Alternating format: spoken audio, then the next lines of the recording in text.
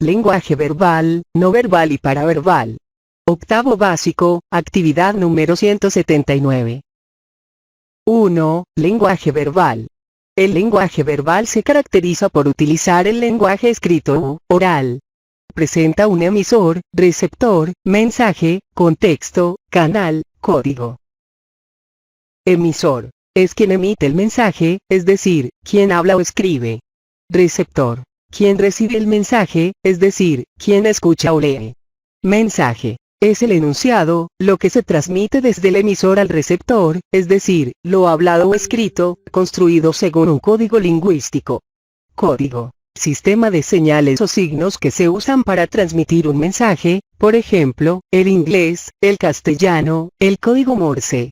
Contexto situacional. Entorno donde se realiza la comunicación, ya sea el entorno físico o la situación, política, social, histórica o de otro tipo. Contexto temático. Tema en torno al que se organiza la situación comunicativa. Canal. Elemento físico que establece la conexión entre el emisor y el receptor. Soporte material por el que circula el mensaje.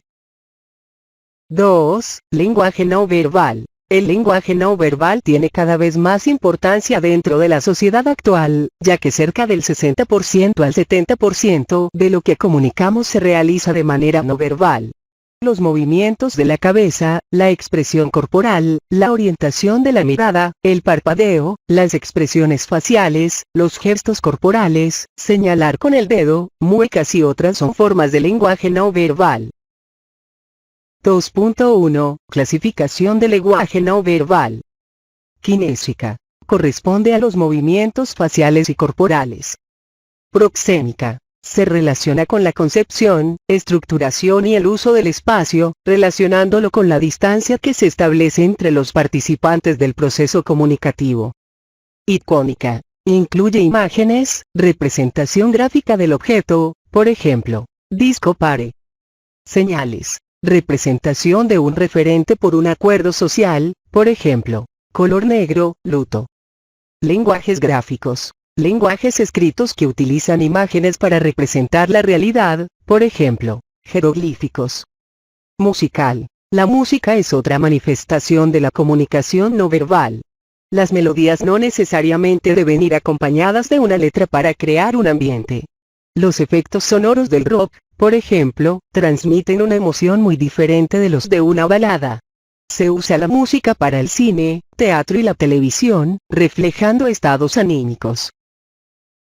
3. Lenguaje paraverbal. Este tipo de lenguaje tiene la doble función de mejorar la comprensión del lenguaje verbal y favorecer la manifestación de sentimientos, emociones y de actitudes del que habla. El lenguaje paraverbal se compone de una serie de características que complementan al lenguaje verbal. El volumen, el ritmo, tono de la voz, las repeticiones, enlaces, sonidos, silencios. Influye en la regulación de la conversación, expresando la invitación a participar en ella a través de la elevación de tono al acabar el turno propio, en los silencios que instan al entrevistado a hablar, en mostrar deseo de intervenir, etc. 3.1. Elementos paraverbales. Los elementos paraverbales acompañan la expresión lingüística y entregan al receptor claves que van más allá de lo verbal, pero que lo complementan. Dichas claves posibilitan al oyente la interpretación del significado del mensaje con mayor precisión.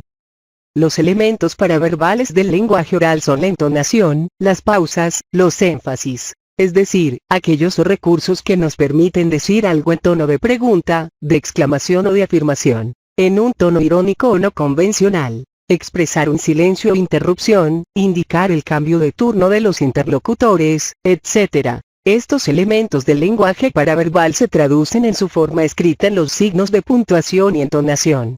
Es así como usamos las comillas, para indicar el sentido irónico o no convencional de una palabra, los puntos suspensivos para indicar pausas o frases incompletas, los guiones para indicar las intervenciones de los interlocutores, los signos de interrogación y exclamación para expresar preguntas y exclamaciones.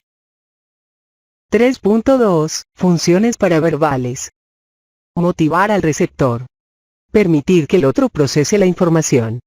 Señalar un proceso comunicativo defectuoso, un silencio muy prolongado. Indicar el cambio de turno en los hablantes. Manifestar sentimientos o emociones.